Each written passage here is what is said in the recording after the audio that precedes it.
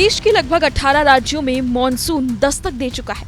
हालांकि अभी यूपी में मॉनसून आना बाकी है। मौसम विभाग का अनुमान है कि 20 जून के आसपास यूपी में मॉनसून एंट्री कर सकता है। तो अब जब बरसात का सीजन आने वाला है, तब बाढ़ की संभावना बढ़ जाती है, क्योंकि हर साल बाढ़ से तबाही होती है। पिछले दिनों आंधी बारिश से हुआ नुकसान किसी से छिपा नहीं है। न जाने कितने लोगों की मौत हुई और न जाने कितने घर तबाह हो गए। कई किसानों की फसलें तक बर्बाद हो गई। ऐसे में बाढ़ से होने वाली त्रासदी को लेकर बसपा चीफ मायावती ने बहुत बड़ी बात कही है। यूपी की पूर्व सीएम ने मौजूदा योगी सरकार पर बैठकों को लेकर तंज कसा। उन्होंने इस अहम विषय पर अपने सोशल मीडिया के एक्स प्लेटफॉर्म पर 2 पोस्ट किए। अपने पहले पोस्ट में मायावती लिखती हैं, यूपी व बिहार सहित देश के विभिन्न राज्यों में बाढ़ संरक्षण संबंधित उपायों के सरकारी दावों के बावजूद लाखों परिवार हर साल बाढ़ की भयानक तबाही झेलते हैं तथा उनकी जान माल, पशुधन व खेती किसानी आदि बुरी तरह से प्रभावित होते हैं, जिससे उनका जीवन फिर से कष्टमय हो जाता है।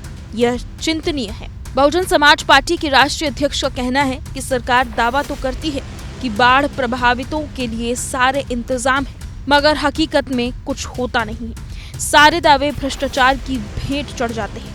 सरकारी दावों पर सवाल उठाने के साथ साथ मायावती ने योगी सरकार को नसीहत दी। बोली, जबकि इसका प्रमुख कारण है बाढ़ संरक्षण की सरकारी स्कीमों में फैला भ्रष्टाचार।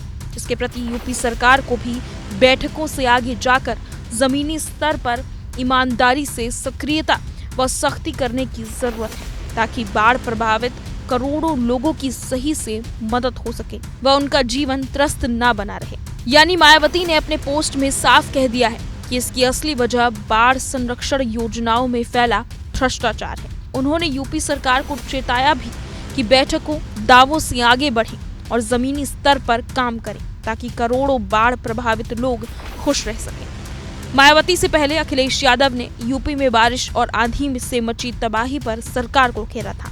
अखिलेश ने डबल इंजन की सरकार पर सवाल उठाते हुए ये कहा, बीजेपी सरकार की घोषणाएं अक्सर जमीनी सच्चाई से कोसों दूर रहती हैं। चाहे किसान हो, गरीब हो या आपदा पीड़ित, सबको केवल आश्वासन मिलते हैं, लेकिन राहत नहीं।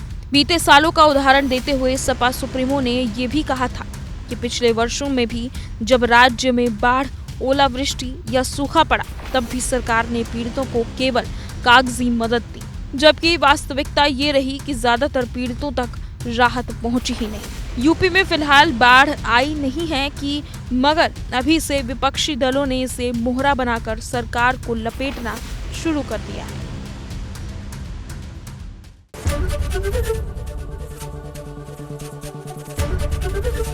एबीपी गंगा, खबर आपकी, जुबान आपकी।